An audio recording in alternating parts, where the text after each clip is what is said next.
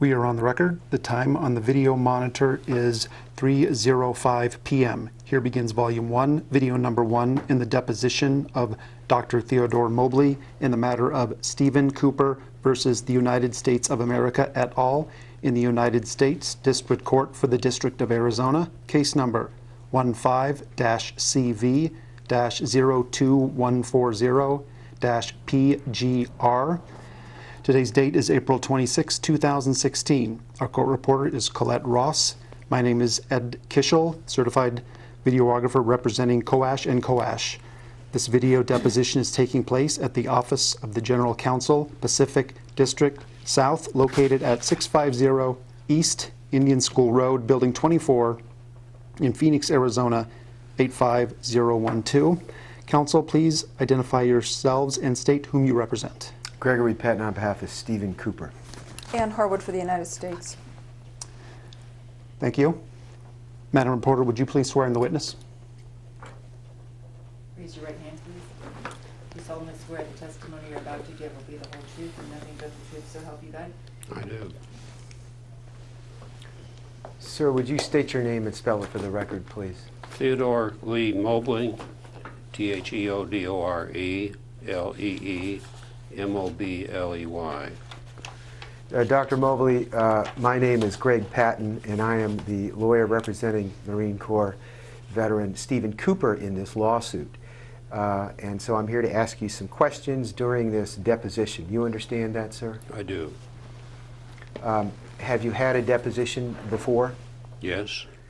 How many depositions have you sat for before this one?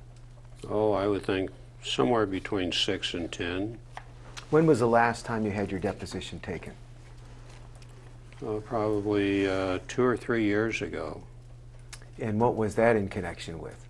A case here in the hospital where I had noted in the chart that a patient that was being treated for congestive heart failure also had a penile prosthesis, and the medical service had inserted a catheter into his bladder, and my notes said that the catheter had eroded into the prosthesis so that it was protruding from the end of the urethra.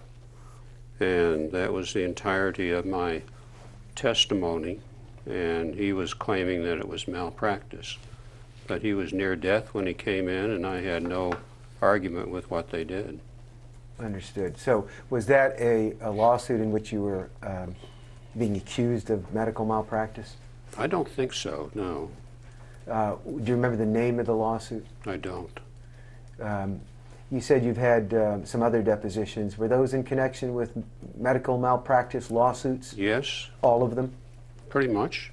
Were you being accused in any of those lawsuits in which you sat for a deposition of committing medical malpractice? Yes, and 2 of them I was.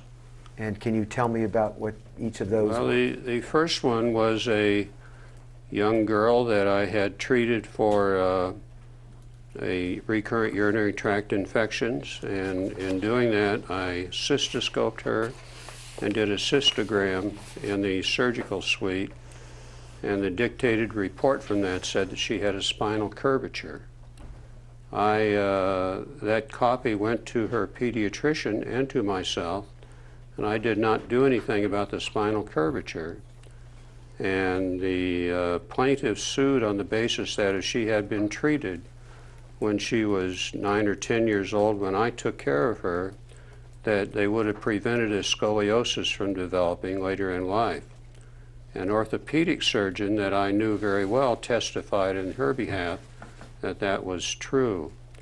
I simply testified what it was, and I refused to settle that case. The pediatrician negotiated with the plaintiff a settlement, and my former partner, Dr. Bob Cummings, agreed to pay an additional part of that settlement. I did not, and they dropped the case at that point.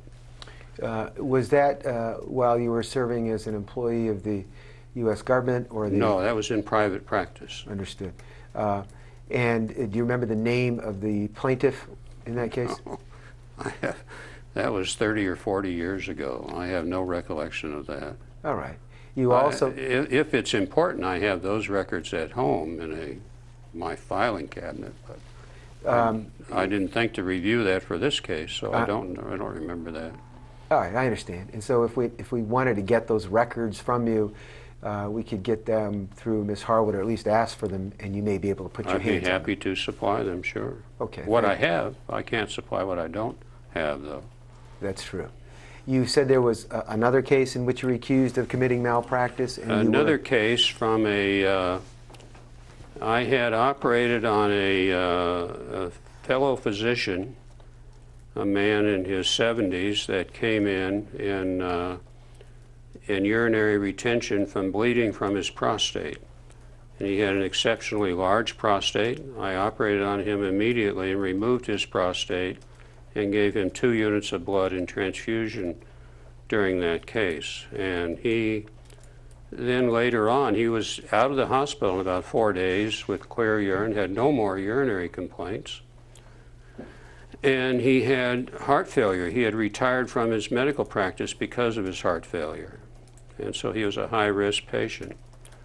He then sued me, and I believe his attorney was a Mr. Sam Langeman, as I recall.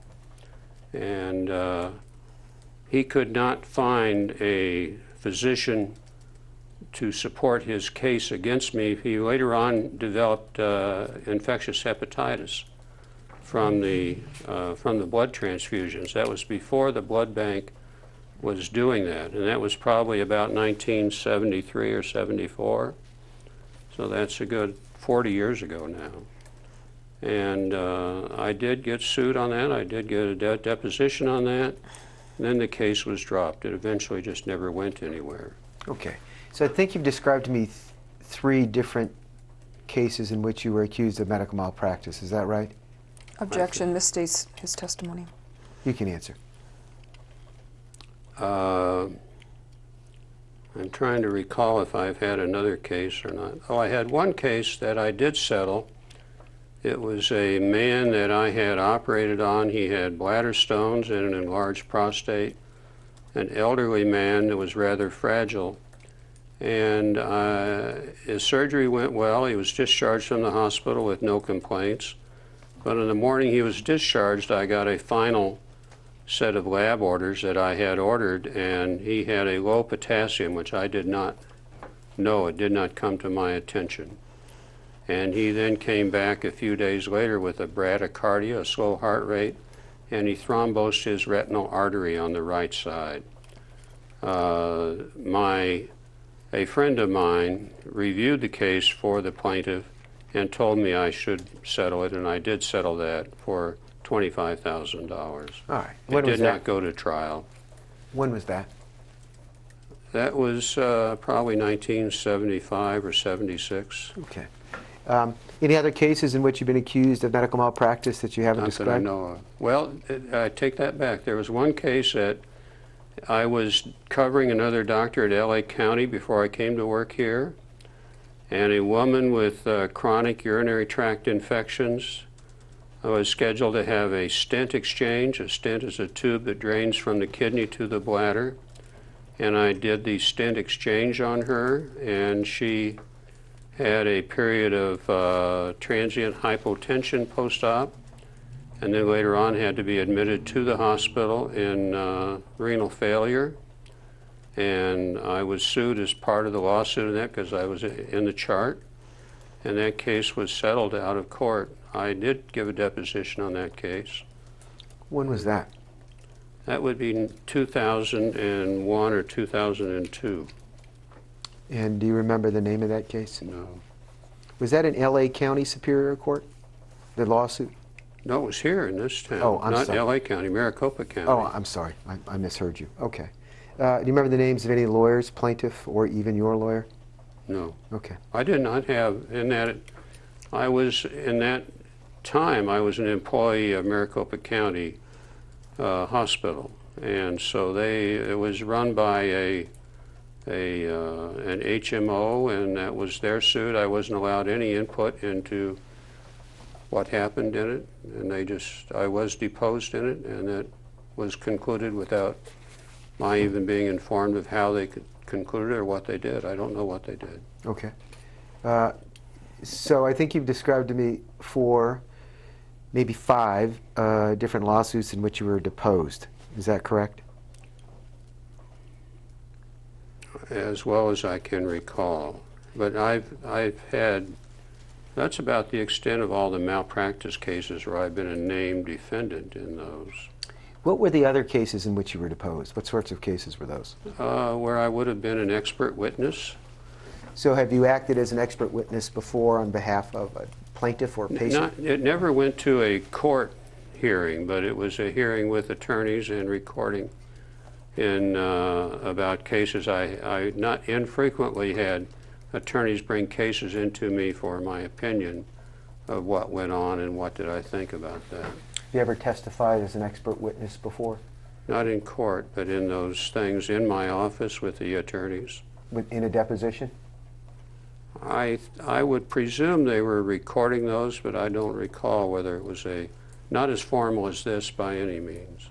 All right. Do you remember if you were retained on behalf of a patient or a physician healthcare provider as an expert witness?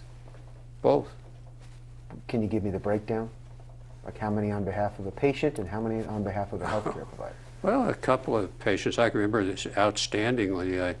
I had one where a guy from Havasu City had a vasectomy by a general surgeon, and they had no evidence that he had been told he had to have a sperm count done after the vasectomy.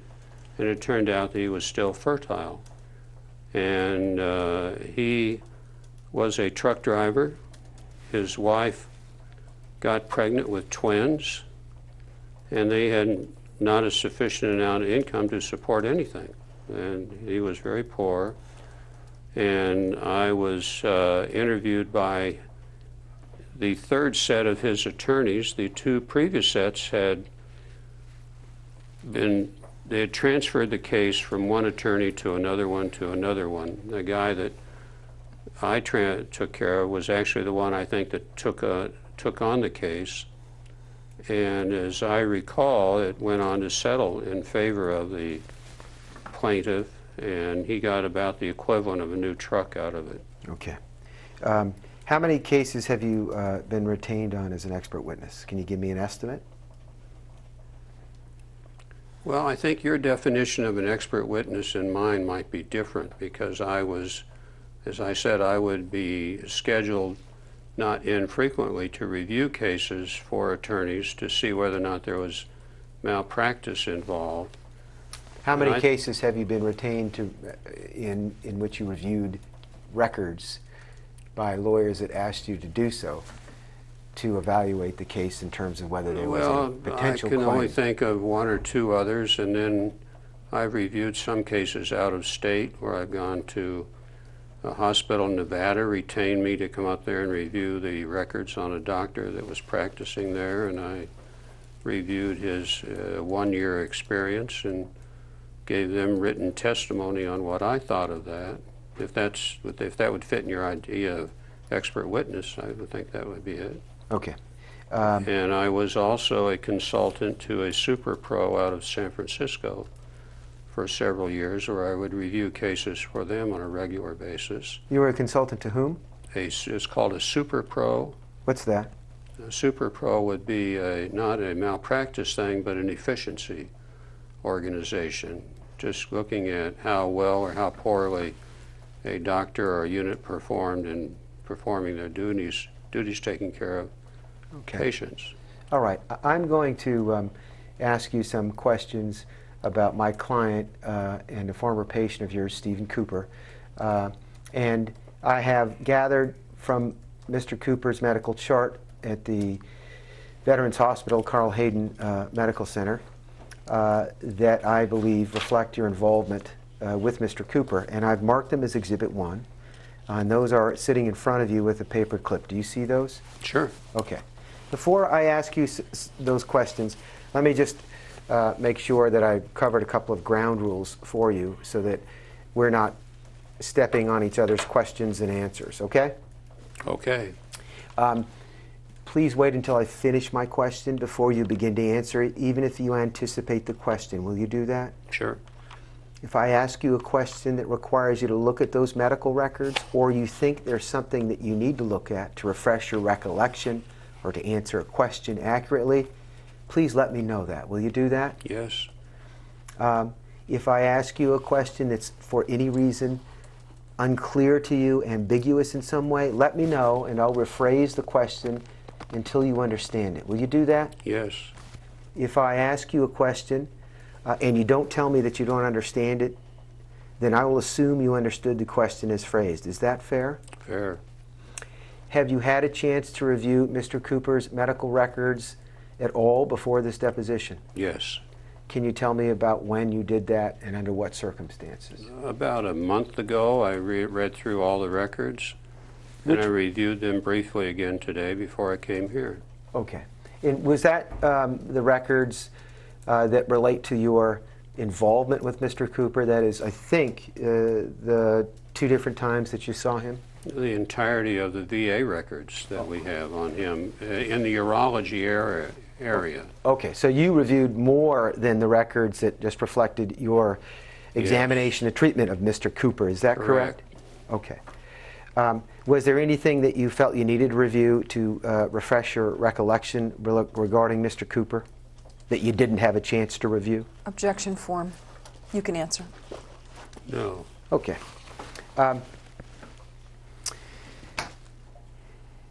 In my review of the medical records, it looks to me, based upon the note that I looked at, and in those records in front of you, which have been marked as Exhibit 1, the note I'm referring to is marked page 273. There's a bait stamp. Could you open to that, please? The bait stamp is on the lower right-hand corner. It says PLT and then SHC, and you'll see a number at the end.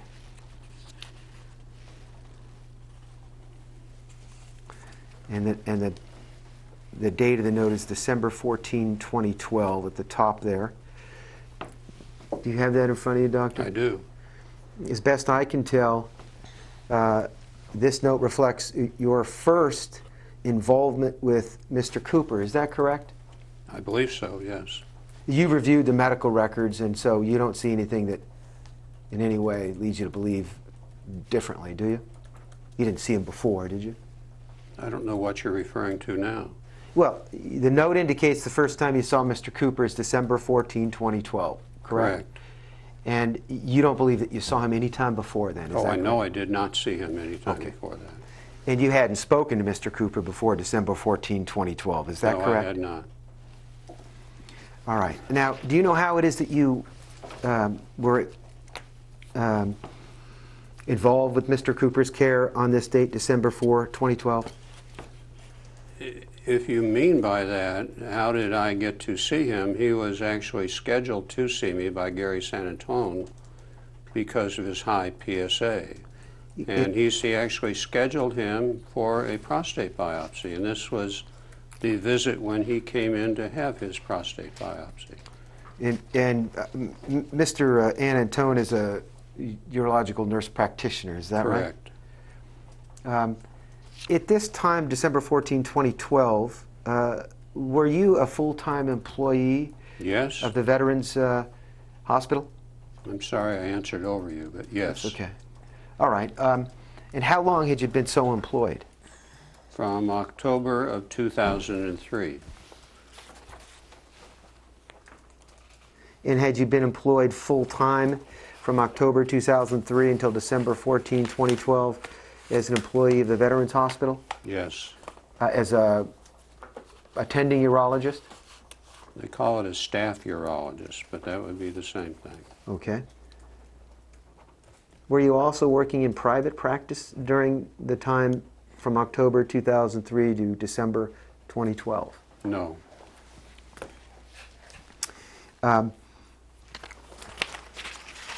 In looking at the medical records, it appears, and I'm looking at page 282 of Exhibit 1 in front of you. It's the very last page. I'll wait till you turn to that.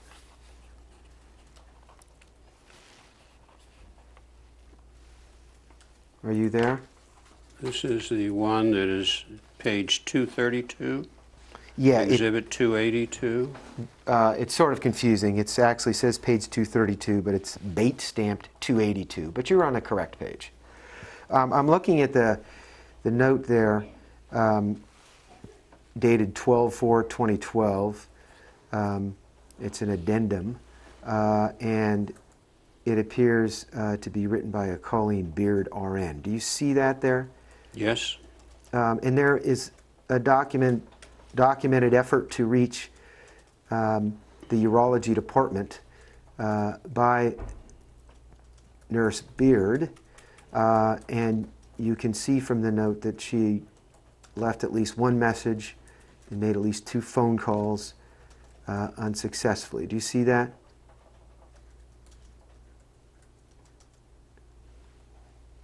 Yes. Do you know anything about the attempt by Ms. Beard to get a urology consult for Mr. Cooper? May I look back at the previous note? Sure. Look at whatever you need to look at.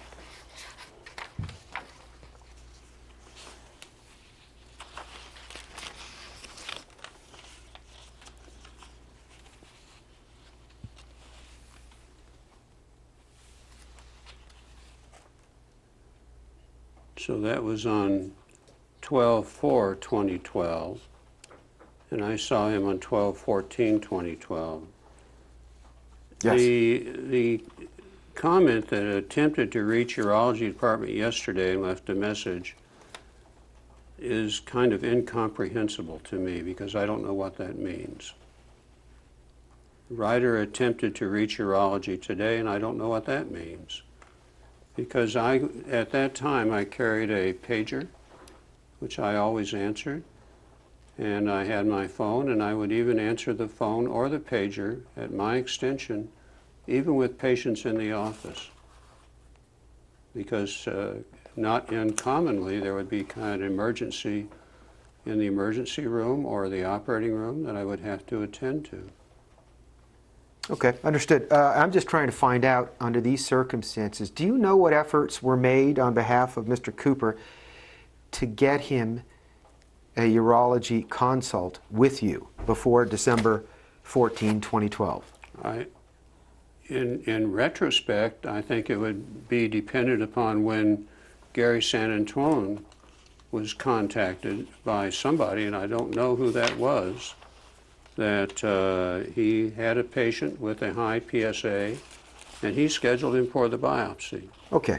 Yeah, I see that from the record. I'm just trying. I don't know. Do you know when that was? There was some efforts following the PSA levels that were checked, and those efforts, I believe, began immediately after November 26, to answer your question. But actually, my question is different than what the records say. I'm trying to find out if you have some independent memory or knowledge about efforts that were made to get Mr. Cooper to you or the urology department for an examination following his PSA. Do you have any knowledge of that? No. Okay, that's all I wanted to know. By the way, do you have an independent memory of Mr. Cooper? Absolutely not. Okay. And you've reviewed Mr. Cooper's medical records, and you reviewed them, you said, a month ago, and as recently as yesterday. Is that right? This morning. And after having done that, it still hasn't refreshed your memory or recollection of Mr. Cooper. Is that correct? That is correct. So as we sit here today, you don't remember any of your involvement with Mr. Cooper, your care or treatment, other than what you see written in the medical record. Is that true? The only memory I have are what my notes consisted of, which I think, from my standpoint, from the medical standpoint, were rather thorough and complete. So what I'm trying to find out is whether or not you have some independent memory at all of Mr. Cooper or anything that you were involved with in his care and treatment. Do you? No. Okay. Let's go back to page 273, which is your note of December 14, 2012, your first encounter with Mr. Cooper. All right? Yes, sir. The note starts out with 41-year-old male. Do you see that? Mm-hmm. Yes? Yes? And so I take it you wrote the entire note, is that correct? I don't know what you're referring to. The note involving your examination of Mr. Cooper on December 14, 2012. Did you write that note? No one else wrote any of my notes ever since I've been in the hospital. I've Okay. written all my own notes. And that's all I'm asking. So the answer is yes, you wrote the entire note, which is page 273, related to your treatment of Mr. Cooper on December 14, 2012. Correct? Yes. All right. I want to ask you some questions about that note, all right? All right. The note starts off with trouble urinating. You see that? Yes. Is that something Mr. Cooper told you? Yes. It says, this patient has a 1-year history of trouble urinating. Do you see that? Yes. Is that something that Mr. Cooper told you? I believe it is. Do you know whether or not Mr. Cooper told that to any of his other healthcare providers? I have no idea. He may have, you just don't remember, is that correct? Objection form. That's a good objection, so let me rephrase it. It means the question isn't very good. Do you have any recollection of whether or not Mr. Cooper told you he complained of trouble urinating to any other healthcare providers before December 14, 2012? I would have no recollection of that. All right. You indicate in your note, quote, he recently had a DRE and a large prostate was noted, and a PSA was found to be about 50, and an FPSA was 5%. You see that? Yes, sir. DRE is digital rectal exam, is that right? Correct. And that's where the prostate is examined, correct? Yes, sir. And you indicate a large prostate was noted. Is that right? Yes. Which digital rectal exam are you referring to? I would presume that the referral came with that as a notation in it, wherever that came from. So when a patient is scheduled for a consult with me, there's some reference on the consult sheet. Did you see the consult sheet when you reviewed the records? I don't recall.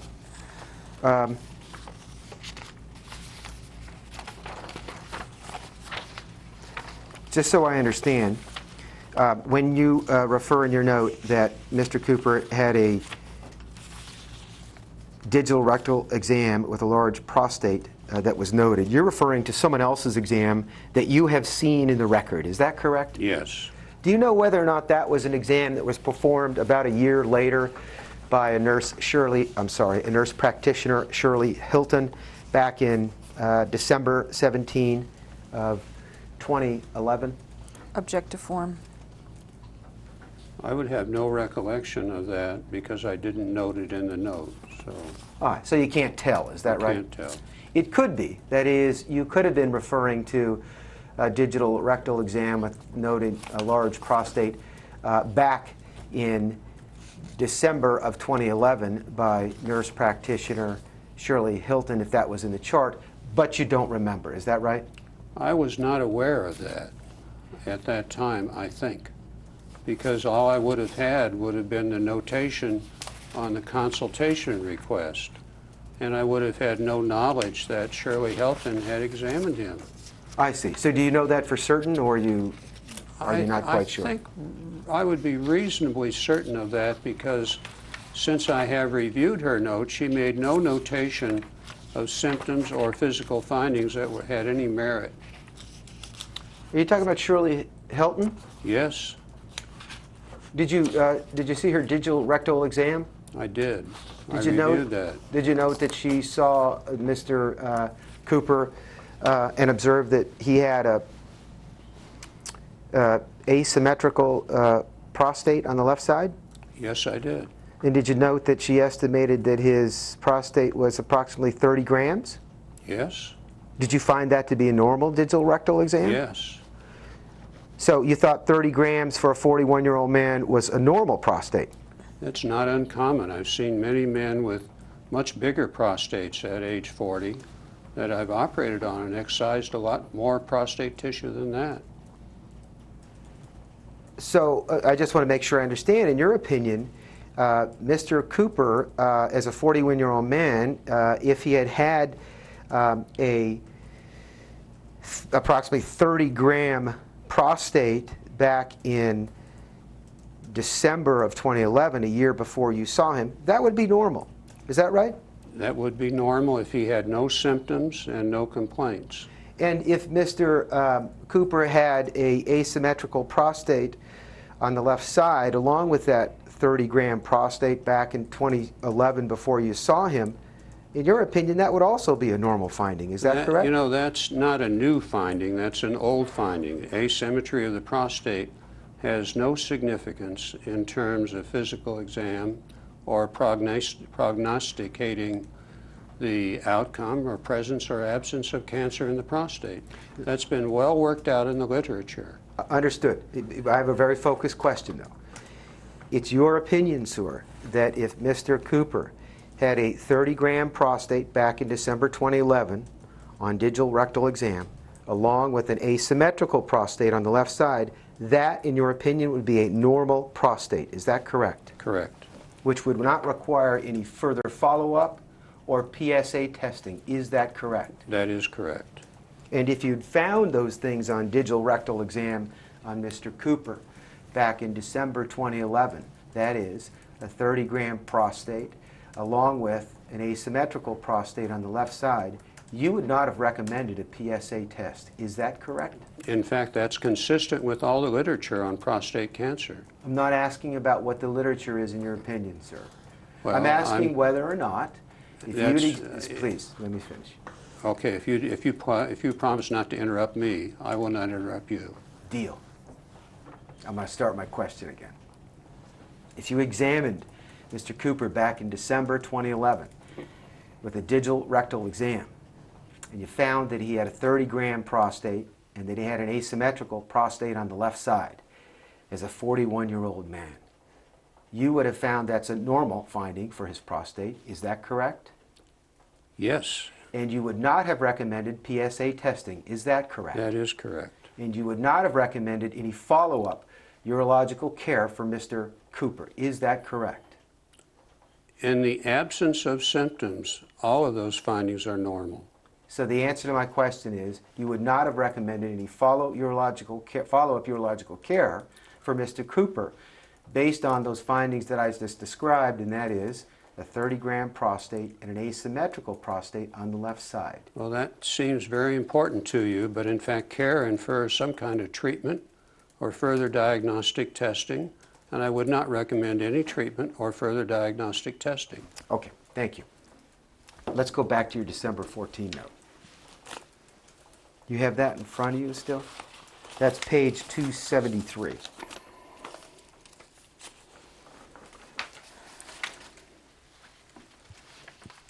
I have page 223. That's right. Well, it says 273 and 223. You're on the right page. I asked you where you had seen that entry that on a digital rectal exam, Mr. Cooper had a large prostate. And I think what you said was you thought it was on the referral or the consult referral that you received. Is that right? Yes, because my note says he recently had a digital rectal exam and a large prostate was noted. And a PSA was found to be about 50, and the free PSA 5%.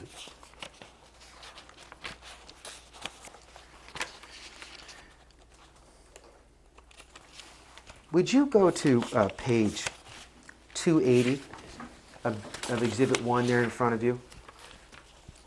Let me know when you're there. Are you dealing with the same page as I am? It'll say 280, and it also says page 230 there. 230 I have, okay. You got that in front of you? I have 230. Okay, and it should say at the top there, history of presenting illness, follow-up appointment, chronic intermittent headache, etc. Do you see that? I do. Okay. And as I read this, this appears to be a note by Dr. Raghunath, R-A-G-H-U-N-A-T-H, Ramesh, R-A-M-E-S-H, dated November 26, 2012. Is that your understanding? Yes. Do you know who Dr. Ramesh is? No. Did you ever talk to Dr. Ramesh about Mr. Cooper? I have no recollection.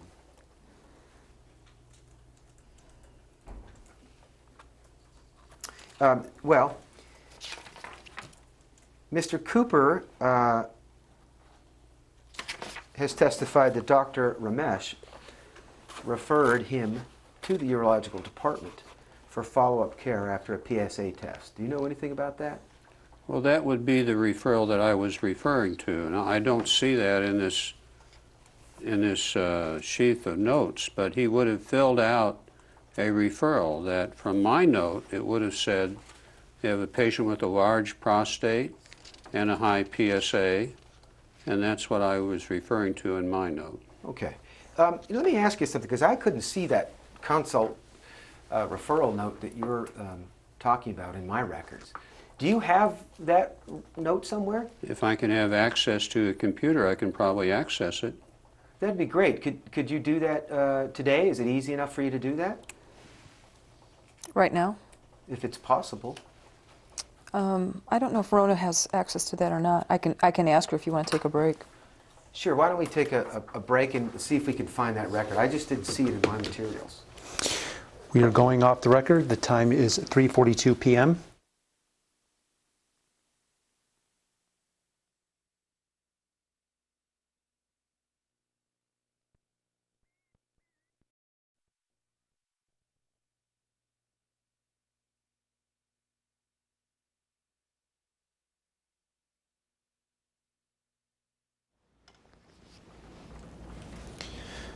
We are now back on the record. The time on the video monitor is 3:55 p.m. Doctor, we took a break, and you were able to, with your counsel, Ms. Harwood, locate that three-page urological consult request from Dr. Ramesh to the urological department for Stephen Cooper. Is that correct? Yes. And is that the three-page document? Do you have a copy in front of you? No. I thought you were going to mark one as an exhibit. Yeah, That's the well- exhibit? Okay. Just take a look at those 3 pages we've marked as Exhibit 2 and tell me if that is, in fact, the urological consult that you received on behalf of Mr. Cooper by Dr. Ramesh.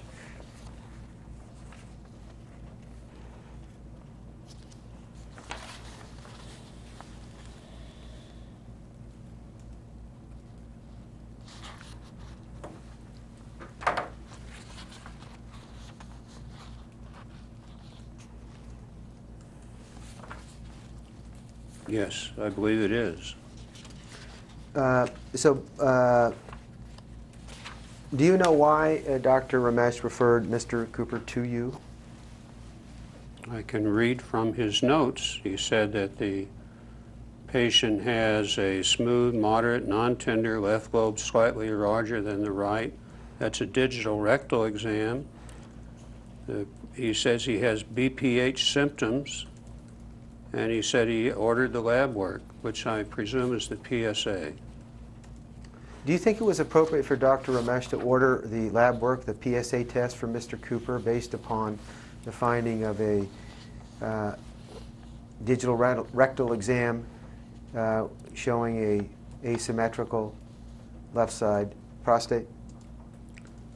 That is an inadequate statement, because he says here that he has BPH symptoms in addition. That is the critical part in that history. All right, so I want to make sure I understand that. So I think what you've told me before is if Mr. Cooper came to you back in December 2011, and on digital rectal exam he had a 30-gram prostate and asymmetrical prostate left side, you would not order a PSA test or any further urological care because that's a normal finding. Is that correct? That's correct. But if you had, along with those findings, BPH symptoms or some difficulty urinating, you would then consider that to be an abnormal examination. Is that correct? That is correct. And the only difference there being if Mr. Cooper has some difficulty urinating, now that asymmetrical prostate as well as a 30-gram prostate in your mind would be abnormal. Is that right? Objective form. No, that isn't right. His trouble urinating is the critical factor in that. I see. So if Mr. Cooper had come to you in December 2011 and had trouble urinating without any findings on the digital rectal exam, that is a normal prostate, that it was symmetrical, less than 30 grams, you would have ordered PSA testing? Now, if you'd repeat that again, please, and repeat it more slowly. I will. If Mr. Cooper had come to you in December 2011 and you had done a digital rectal exam, and you found that his prostate was smooth, without any asymmetry, and was something less than 30 grams, but he had told you, I have some difficulty urinating, would you have ordered PSA testing?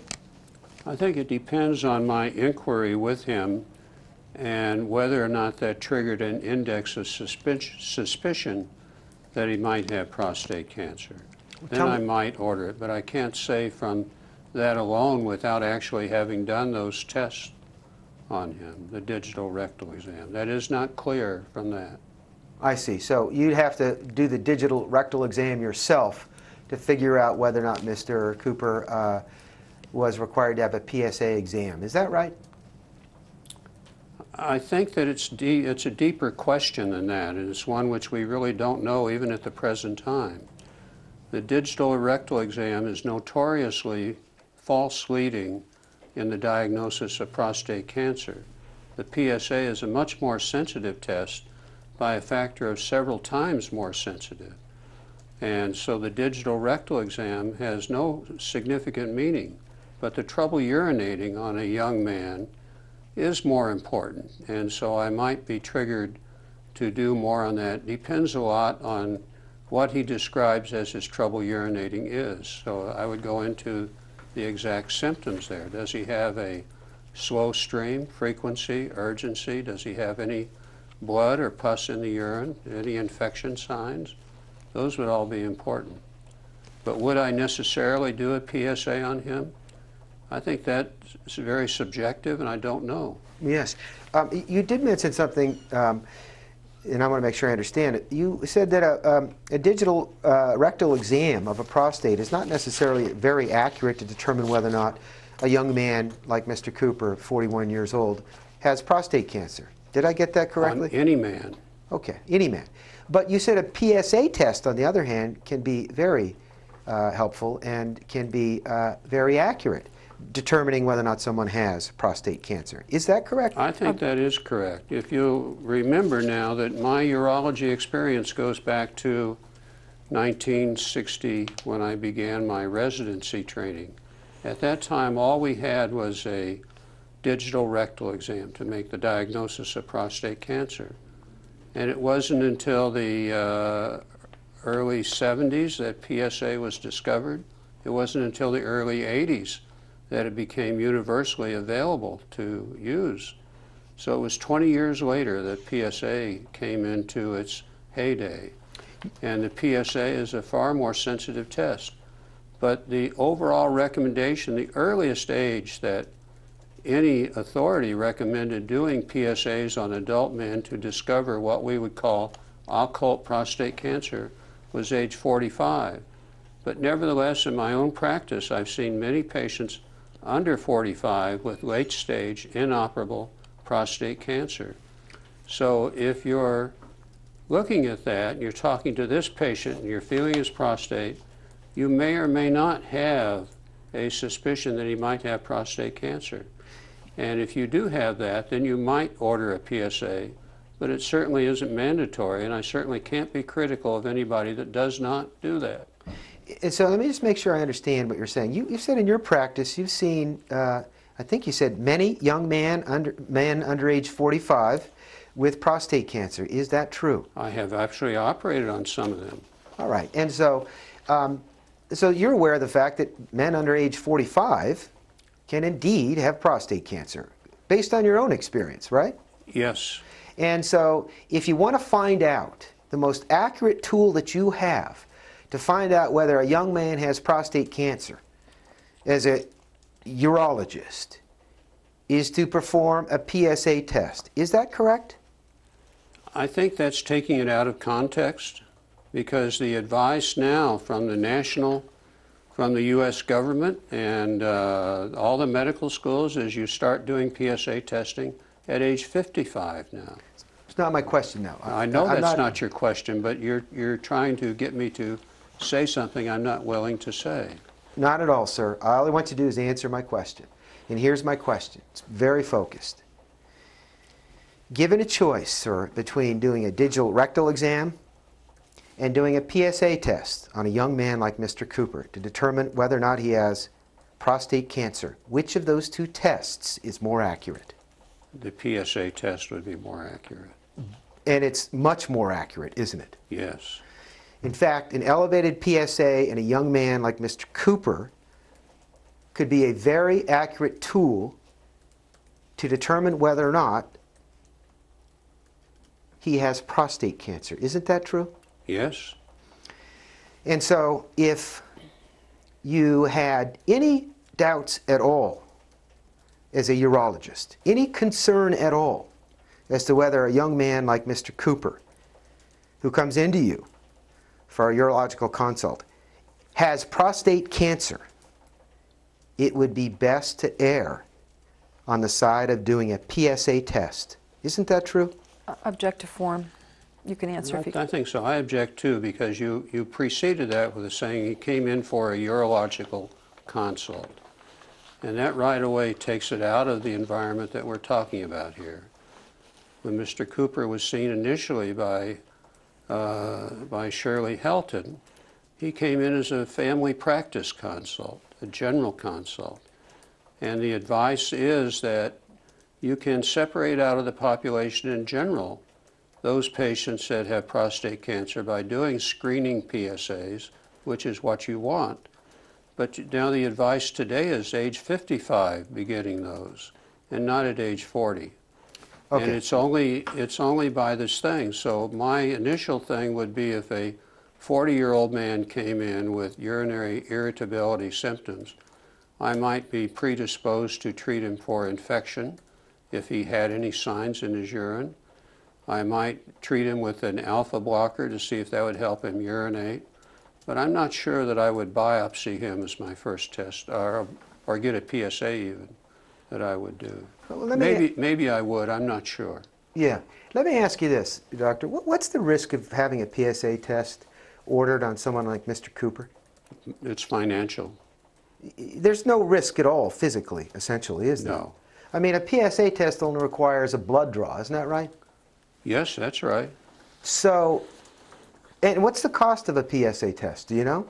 Well, I have no idea. All right. Because I've never looked at that. I don't know. So if a patient like Mr. Cooper says to you, you know, I'd like to know what the risk of a PSA test is, what would you tell him? I would always, if a patient asked to have a particular test, I would always do it. Yes, but my question is, if Mr. Cooper said to you, as a urologist, what's the risk of having this PSA test? You what would you already say asked to me him? that. Would you please answer my question? The risk is the blood draw. Okay, which is essentially zero. Isn't that true? Not zero, but nearly zero. Okay. And when you do a blood test to determine a PSA, is that accurate, or is there some margin of error? There will be some errors, and I've seen this in young men that have prostatitis, that have not much in the way of irritability symptoms, but I would treat them with antibiotics and then repeat the PSA. Because you want to make sure it's accurate. Yes. And repeating the PSA would just require another blood draw, I right? think, yes, any lab test that comes back abnormal, particularly with significance that might generate other testing, you want to make sure that it's accurate and not a lab error. So you would generally always repeat it. As someone who's treated Mr. Cooper and reviewed his medical records, do you have an opinion as to whether or not if Mr. Cooper had had a PSA test ordered by Shirley Hilton back in December of 2011, what that test would have shown? I have no idea. Do you think it would have been elevated? I have no idea. You don't have any opinion one way or another? No. Okay.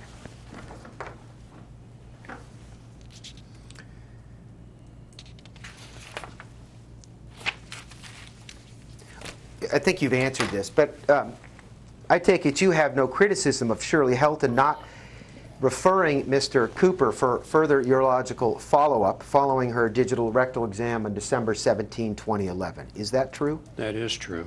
And you have no criticism of Shirley Hilton not ordering a PSA test for Mr. Cooper following her digital rectal exam back on December 17, 2011. Is that true? That is true. She would be criticized if she did. Criticized by whom? By the hospital. Why? Because it wasn't indicated. And it wasn't indicated why?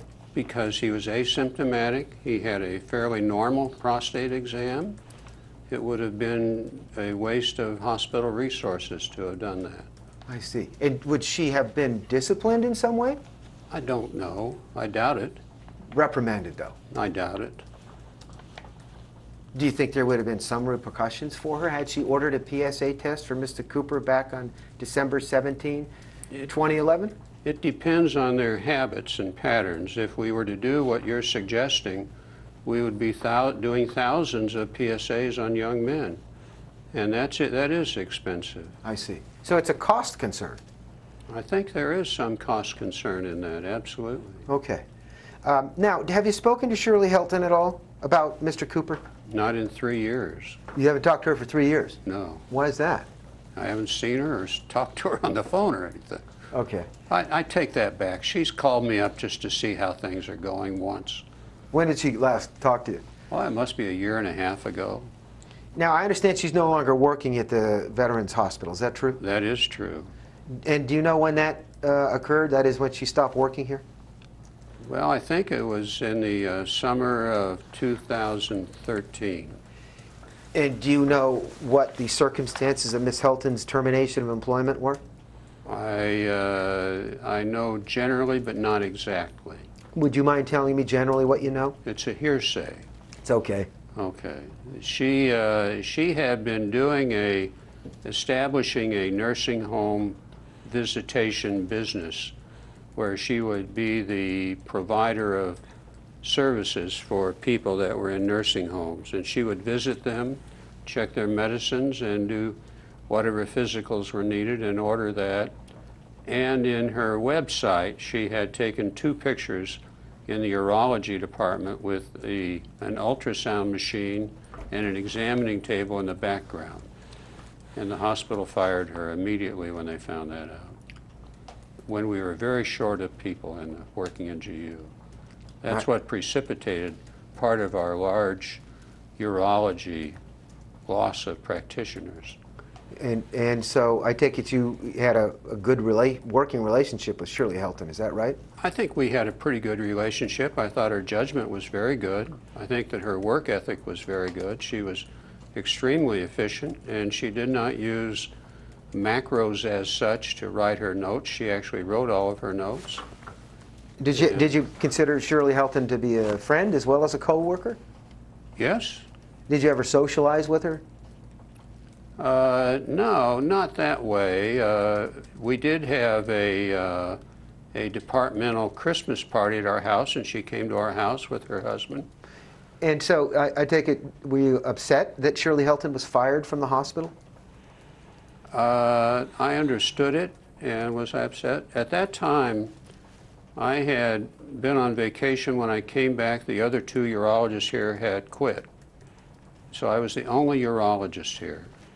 And so I stopped operating. I stayed in the clinic and I did triage.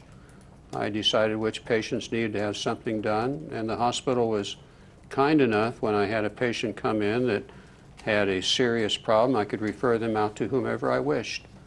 And then as we came back and got more staff, when Dr. Corey came, And let's see, who else? Corey was there, and he took all the call for a month to find out what things were like. But they then rescinded that policy, so I didn't do that anymore, but I then started operating again. All right. What I was asking you was, were you upset that Shirley Hilton was fired from the hospital? I didn't know why she was fired, but it was pretty apparent it was a major thing. And when I found out, I thought it was pretty stupid on her part to have done what she did.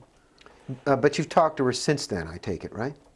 On the phone once. She Okay. called me up to see how things were going. All right. So you still have a good relationship with her, right? I consider her a friend, but I haven't seen her in 2.5 or 3 years now. So. Okay. Understood. You know, there is one thing I want to follow up on, and that is, you said that, I think I understood you to say that the protocol or the procedure for conducting PSA tests on men is that it's not done under age 45. Is that right? That is not exactly right. What there has been in the last 5 years a major move by the government through Medicare things of not doing PSAs on a routine screening basis on men, because there are a number of cancers that are found, a number of unnecessary biopsies are done, and treatment of a large number of the population that would not gain any benefit from that in terms of increasing life expectancy. So the government sees that billions of dollars in the U.S. are spent because of doing screening PSAs. So we're doing diagnoses on men where we find a single area of the prostate with a cancer in it, and we then treat that patient, and the cost of that treatment plus the cost of the PSAs is breaking the system on Medicare and for the VA also. And so our scheduling appointments for the VA now is for a PSA, not to do PSAs on men under 55. So the age is 55 to 70. After 70, you stop doing PSAs. Now, back in the time that this would have been done 5 or 10 years ago, if I got a PSA consult coming in on a patient that's over 75, I would just write back to the doctor, stop doing the PSAs unless the patient comes in symptomatic and has positive findings that you're suspicious of prostate cancer. So let me ask you about this case, Mr. Cooper. Back in December of 2011, what was the protocol for doing PSA testing on men at the VA hospital back in December 2011? Oh, I think that it would have been stretching my imagination, and I can't answer that without researching that, but I think the earliest I've ever heard was age 45 as a screening PSA. But what I did in my own practice is... Let me just interrupt you for a second. I just have limited time, and I don't mean to cut you off. But I have a pretty focused question. So as I understand it, sir, back in December 2011, the protocol, as you understand it, at the Veterans Hospital here at Carl Hayden was PSA screening was not done on men under age 45. Is that correct? That's correct. And now you understand that the PSA screening protocol has been moved up, so now PSA screening on men is not done under age 55. Is that correct? I think that's correct, yes. Okay.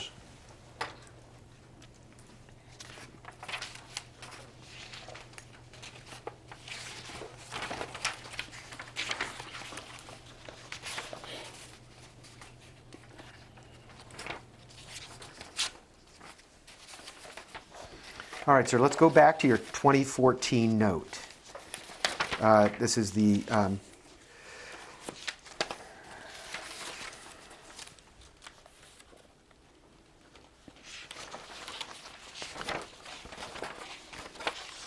December 14th. I said 2014, I'm sorry. Let's look at your December 14, 2012 note, which is page 273 of Exhibit 1.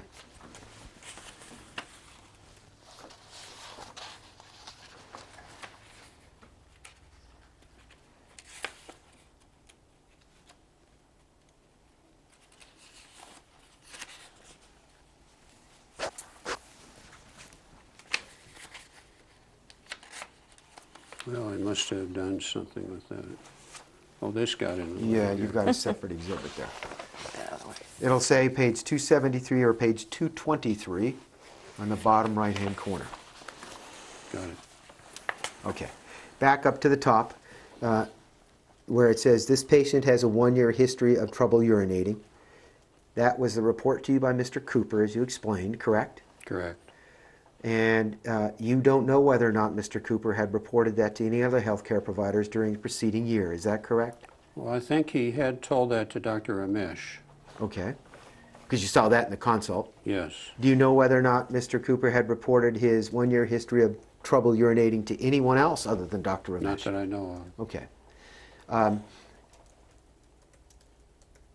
And I think we talked about the lower portion of that note, first paragraph, where Mr. Cooper recently had a DRE, digital rectal exam, with a large prostate noted. You are referring to the note from Dr. Ramesh, is that right? I believe, yes. That's the referral to you, yes? Yes.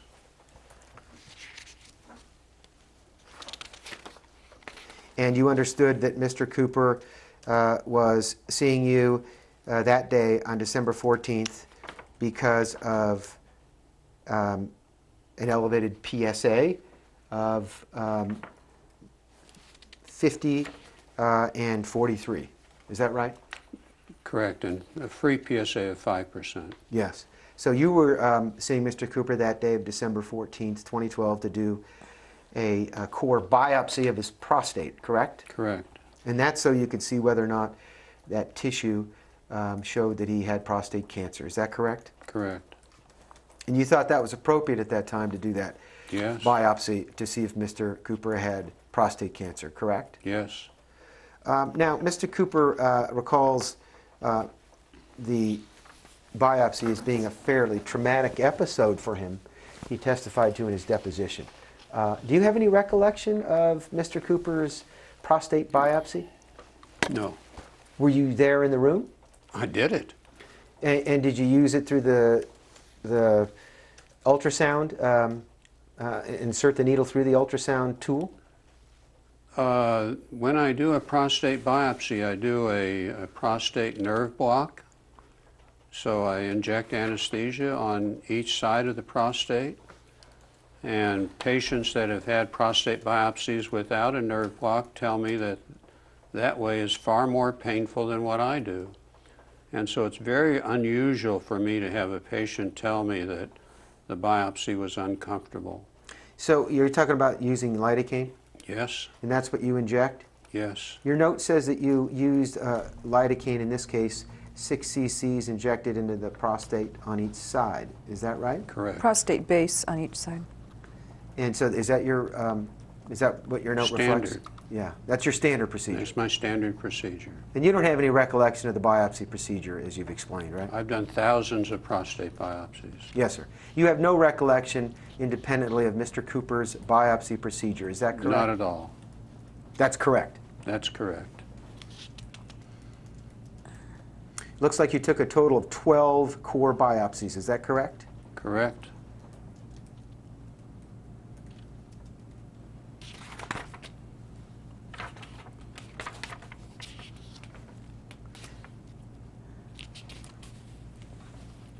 You know, if you go to the second page of your biopsy note, it's page 275. I'm looking there under number 8. It says neither anesthesia nor moderate sedation will be used. Do you see that? On the progress notes? Yes. Yes. What does that mean? It means that the patient would not have an anesthesiologist in attendance, and it doesn't meet the criteria that the hospital has for having monitoring or anesthetic pulse oximeters or EKGs or anything like that. So it was just the local anesthesia that is described in the procedure that I gave him the paper of that. That's the lidocaine injection, right? Yes, that's right. So you didn't use any sedation at all? None. Okay.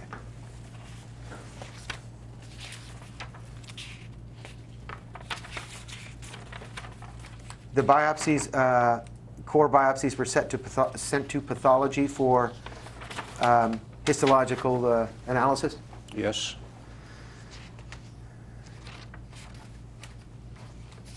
And you discussed the pathological findings with the pathologist, is that correct? No, I don't believe so. I'm looking at page 73 of that Exhibit 1. If you go all the way back to the beginning, it'll be just the second page. Doctor, that if you put that stack right on top of the other one, it's the second page. This one here? No. That's 274. No. You mean this second page here? No. Leave that. See that on your left there? Yeah. Take that and flip it over on top. There you go. Okay. You can put that on top so we don't lose track. There you go. Now, peel to the second page, which will be 73. Right-hand side. You see that? Yes. Okay. Now, this I'm is... not sure where you're at. What No, page are you on? he's here. He's commenting that the pathologist told me that they called. The, no, hold on. No question yet. all Can you right. show me where you are? Second page. Oh. So we're on 274. No, not, No. not 274, just 73. page 73. 0073. No, not there. It'll be, go back to your first, it's a second page in that No, exhibit. not there either, and it's 0073. So here, this, it'll be this page right here. Oh, okay. Thank So you. here's your first page. All right, doctor. Page 73 of Exhibit 1 is the pathology report, right? Correct. And there's a diagnosis there of prostatatic adenocarcinoma in the core biopsies with a Gleason of 4+4. You see that? Yes. And the comment there is, this is from the pathologist, this case was discussed with Dr. Mobley at 9:23 a.m. on December 17, 2012. Do you see that? Correct. Does that refresh your recollection that you discussed the case with the pathologist? No. You didn't?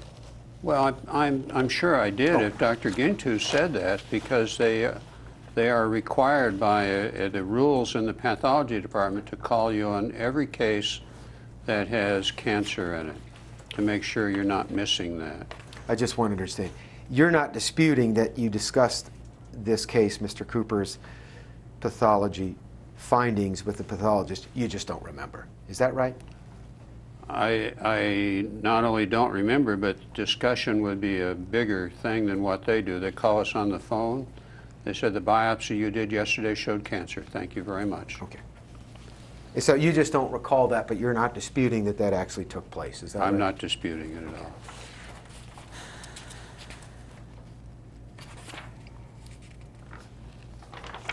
Would you go to page 268 in Exhibit 1, please?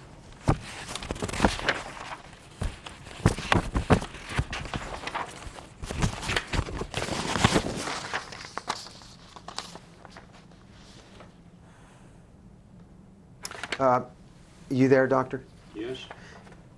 The preceding page 217, at the bottom, it looks like it says author Theodore Mobley, entry date December 21, 2012.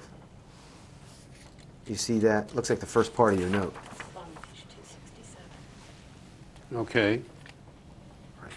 You said 217, Oh, just to sorry. make the... Oh, I said 217. It's also page 267. There's two stamps, but I think you're on the right page.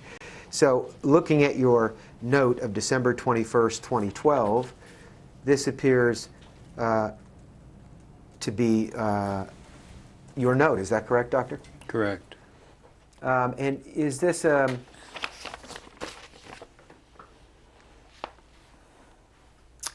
a clinic visit by Mr. Cooper with you?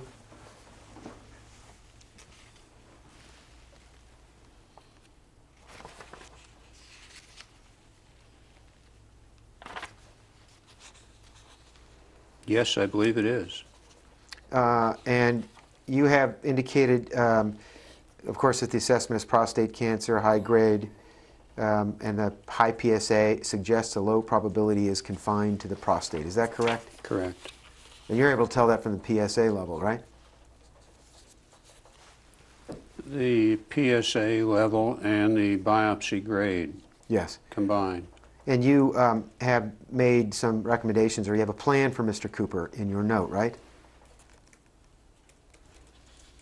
Bottom of the page? In terms of testing, Yes, sir. Bottom of the page? yes. Is P plan?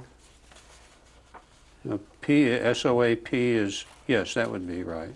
Okay, so I'm looking at the portion that says P, and it begins, he will get a BUN and creatinine, and then go to radiology to have a bone scan and CT scan abdomen with and without contrast to check for metastases. Correct.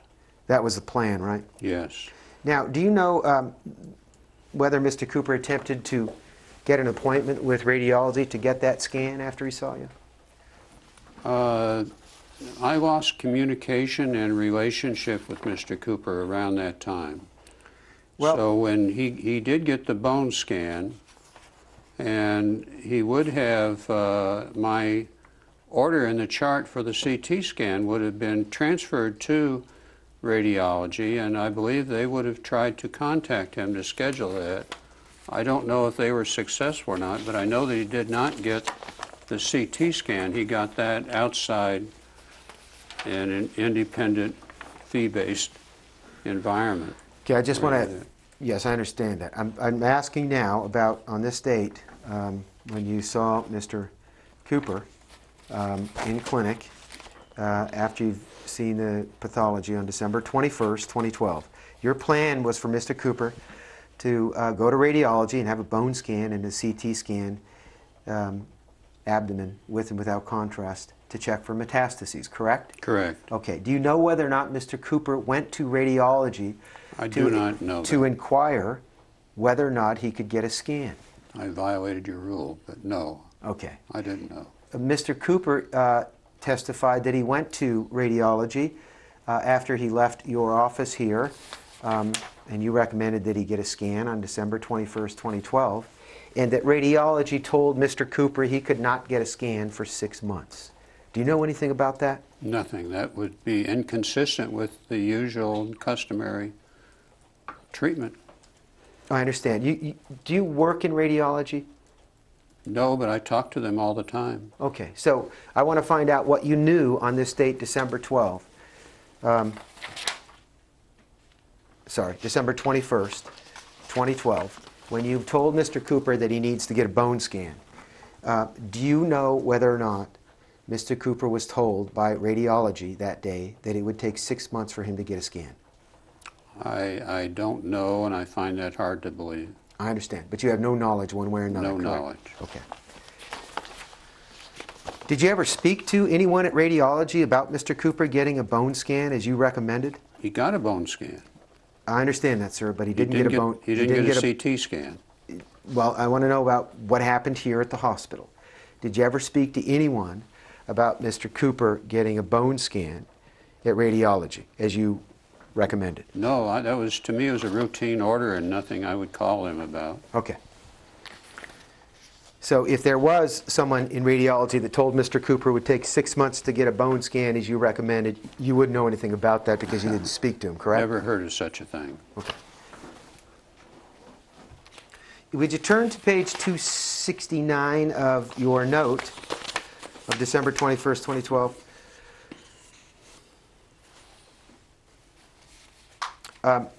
It says there, staff urologist signed December 21st, 2012, 11/21.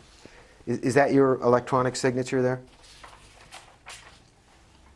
I don't see an 11/21. I see a 12/21. Oh, I may have misspoke. 12/21. Is that your signature there? Yes. Okay.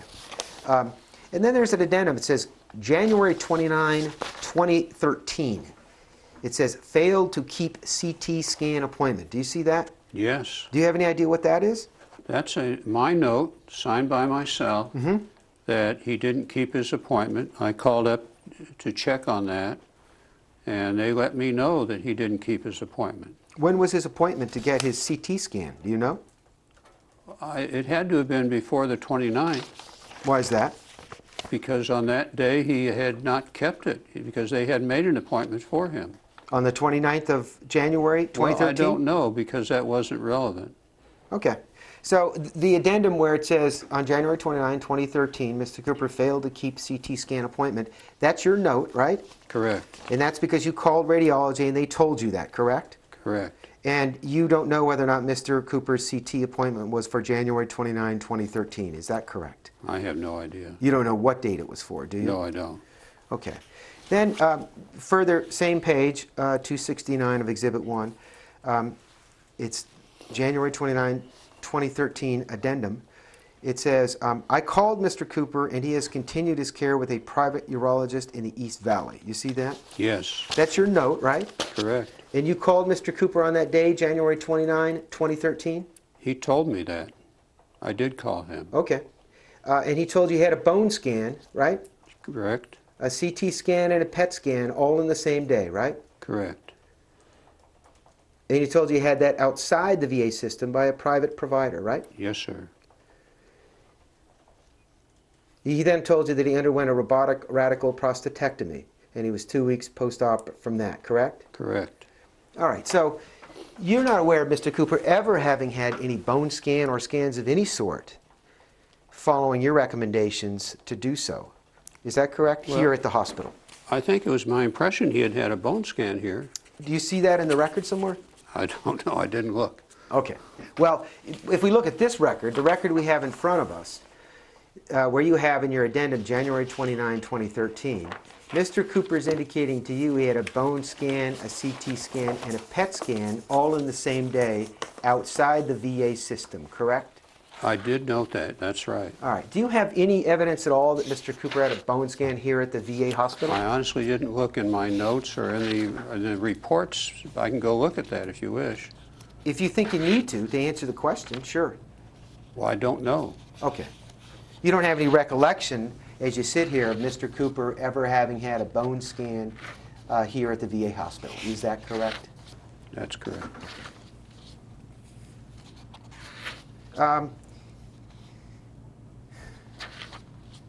The same page, 269 of Exhibit 1, it's an addendum dated February 19, 2013. That's written by you, is that right? 2/19/2013? Correct. Yes. And it says the pathology report from RRP 1/23/2013 was set for scanning, and it describes what's in the report. Is that correct? Correct. Does that mean the report came to the hospital and it was scanned into the hospital's record? I think that it was faxed to me, and I took that fax copy, and then I addended to that the scanning request that was scanned into the records here. Right. So And this is my interpretation of what it said. okay, I just want to make sure I understand. So a pathology report came from outside the system related to Mr. Cooper to you by fax, perhaps, and you then requested it be scanned into the system here at the hospital, right? I believe so. Okay. Have you had any other encounters with Mr. Cooper other than, or after, I should say, your last discussion with Mr. Cooper on the phone on January 29, 2013? I have no notes to that effect, so I would presume I have not had any talks and discussion with him. All right. I just want to know if you'd talked to Mr. Cooper after January 29, 2013, where you've indicated you did so on the phone, and you don't have any memory of that, right? None. Okay. How about Dr. Kevin Bigelow? Do you know who that is here in town, a urologist? No. You don't?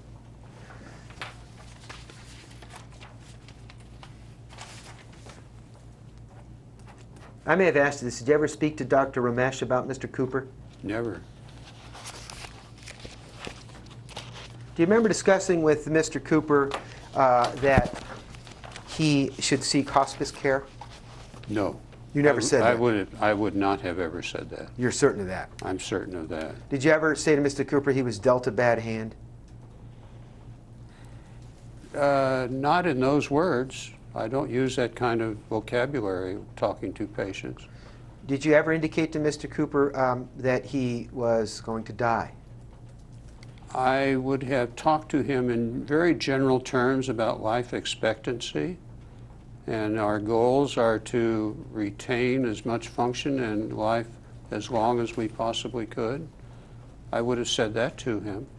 Did you ever, or would, since you have no recollection, would you have said to Mr. Cooper, based on your practice, that he had a terminal disease, that he would die? You know, that term to me is unintelligible, terminal disease. I don't know what that means. Let me see if I can rephrase it. I appreciate you telling me that. Did you ever indicate to Mr. Cooper that he would die from his prostate cancer? Not in so many words. I wouldn't, because I don't say that. Did you ever indicate to Mr. Cooper that he would die prematurely? I don't recall that. But I would have said, if you take the tumor grade and the PSA values, there's a thing called the Parton tables. And the Parton tables tell you about the frequency of metastatic disease in that patient at that time when you did those tests. And I would have told him that he absolutely already had metastatic disease at the time the biopsy was done, and that he would probably have a limited life expectancy because of that. I may have asked you this. Did you ever speak to Shirley Hilton about Mr. Cooper? Never. Have you ever spoken to her about this lawsuit? Never.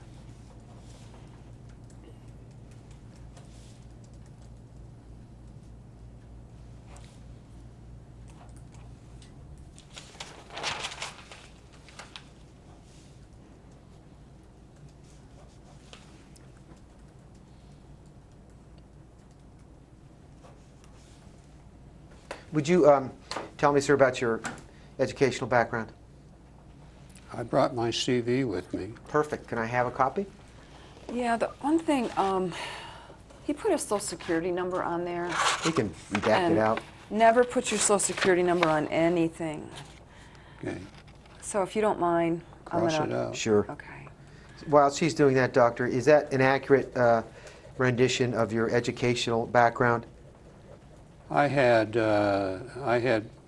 my pre-med at UC Santa Barbara and one semester at UCLA. I got into medical school with 3 years of pre-med, and I then went to USC Medical School. I interned at the VA in Los Angeles, which is a UCLA-sponsored internship, and I had been scheduled to go into vascular surgery at UCLA.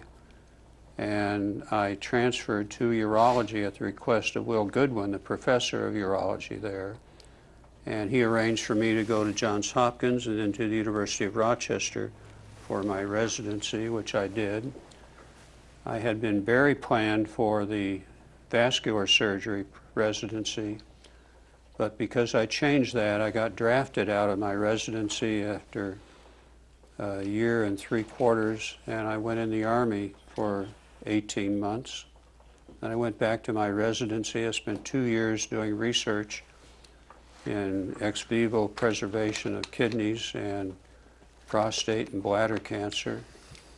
And then I finished my residency in Rochester in 1967 and came into practice here in town. I was practicing mostly at St. Joseph's Hospital and Good Samaritan. I helped establish the Arizona Urological Society and the Phoenix Urological Society with 2 other docs, and practiced 32 years in town, private practice, and then I retired. And I went sailing for a few years. When did you retire? 1999, And then how long were you retired? for 4 years. So you went back to work in 2003 or so? Yeah, the stock market made it possible for me to come here and go to work. I understand. And when you went back to work in 2003, where did you go to work? Right here? At the Veterans Hospital? Right, And you've been here ever since. right. Have you ever had your medical privileges restricted, revoked, or limited in any way?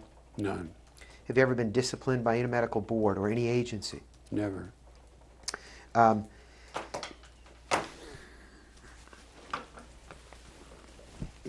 Do you consider yourself a urological surgeon? I don't operate anymore. I'm a urologist, and I do mostly consultations. I see new patients, and I set them on their path of diagnosis, and I treat them, and I see the vast majority of my patients are all prostate cancer patients. All right. When did you last perform urological surgery?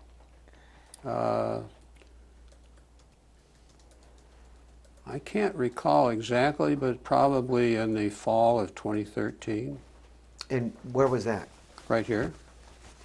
And how often do you perform urological surgery?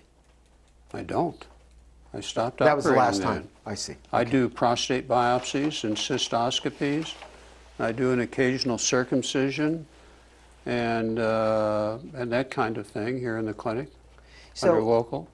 Would you consider yourself a general urologist? Yes.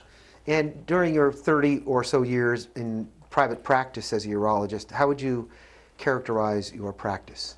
Would that be one of general urology?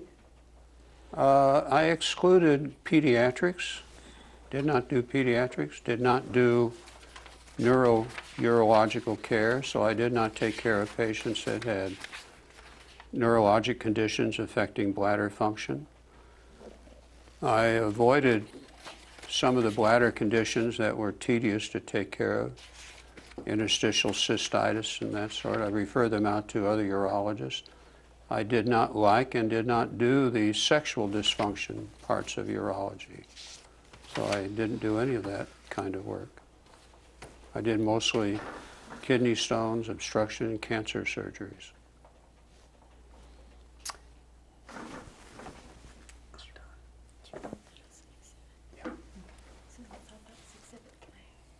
All right, we will mark the doctor's CV as exhibit number 3. I don't have any further questions, Doctor. Thanks for your time. I just have a couple of follow-up. Dr. Mobley, I just want to clarify, when you were talking about, you were asked some questions about PSA screening here at the VA, and I believe you said that you thought that the cutoff in 2011 was probably around 45 years old, but now it's 55 years old. I think so. And you were asked who set those standards at the VA. Or I'm not sure if you really answered that. Where does the VA get the information from to say what age is appropriate for PSA screening? I don't think they ever set. Objective Forum Foundation. I'm sorry, go ahead. I don't think that the VA ever set a standard on that before recently, but now it appears on the consultation sheet. If you're requesting a consultation for an elevated PSA, it says on there that no PSAs before age 55 and no PSAs after age 70. It says that on the sheet, Okay. which I had never seen before. I guess Dr. Dybel, the chief of urology, would have instituted that.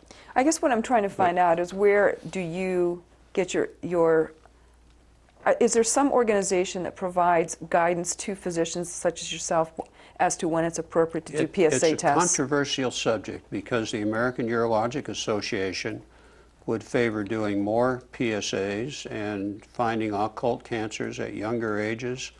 Yet the government sees that out of the patients that we see, that we do PSAs and find prostate cancer on, the frequency of mortality in that group varies between 1 in 20 to 1 in 38 of those patients that have prostate cancer will actually die of the disease. And there's a large number of those that will live out their life and die from something else, and they have prostate cancer until they die. So, but they might die from strokes, heart attacks, diabetic complications, and that sort of thing. So all of those things come into play, but the government is almost on the side of being hysterical about the amount of money they're spending just because of doing PSAs. Because the PSA is the trigger that does the prostate biopsies. By the time you've done a PSA and a prostate biopsy, you've spent $1,000. I guess what I'm trying to get at is you're supposed to comply with a standard of care as to when you order a PSA test. Where does that standard of care come from when you are assessing a patient? Are there organizations that are putting out studies that are advising you? Objective I fall. think that you can find a position on almost anything you want to look for. You could find a position supporting that. I'm talking about very general conditions. And so up until recently, the standard was for blacks at age 45, for whites at age 50, because the blacks get a more virulent and earlier onset of disease. But there was also a study that came out that showed that the more animal fats you consume, the more weight you gain, the more likely you are to get prostate cancer. So it wasn't a skin color that was doing it, it was a body habitus and diet that was doing it. But that still hasn't been proved scientifically. So it's a very soft thing. But I think there was a big variation in any community. You'll have a lot of doctors that do lots of PSAs and others that don't do a lot of PSAs. So is what you're telling me there's a lot of schools of thought on when to do a PSA? A lot to do with PSA, and also what to do with the cancer when you make the diagnosis. Like when I was in practice, I really leaned over backwards not to operate on patients that I thought had metastatic disease. So I did 270 consecutive radicals, and about a third of those patients, or almost 90 of them, had metastatic disease at the time of surgery that I didn't know about before I operated on it. And you know, you always feel sad about operating on somebody that's you're not going to cure of that, because you should be doing a curative surgery.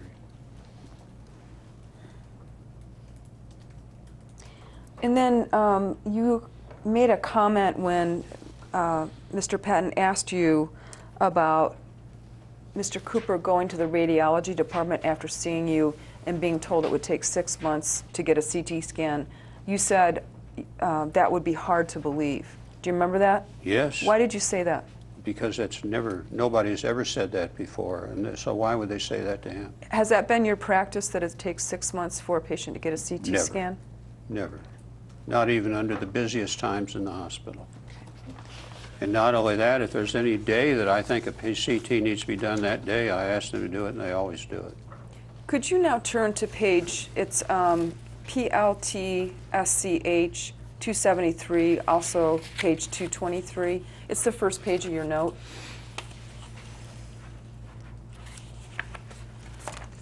You write your notes in what's called the SOAP format, right? Subjective, Right. objective, assessment, and plan. Correct. And when you, under S, that meant subjective, correct? Correct. That's where you said trouble urinating. The information that you put under subjective, is that largely coming from the patient? Yes. And so is it possible that when you reported that Mr. Cooper recently had a DRE and a large prostate was noted, that was something that Mr. Cooper told you? It could be. All right. I didn't quote on there where it came from.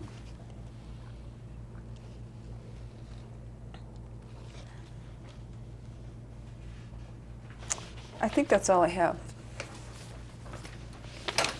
Are you done? I'm done. Okay. So I'm going to want you to review your deposition transcript for accuracy. So when the court reporter has it ready, I'll get it to you so you can review it, okay? All right. All right.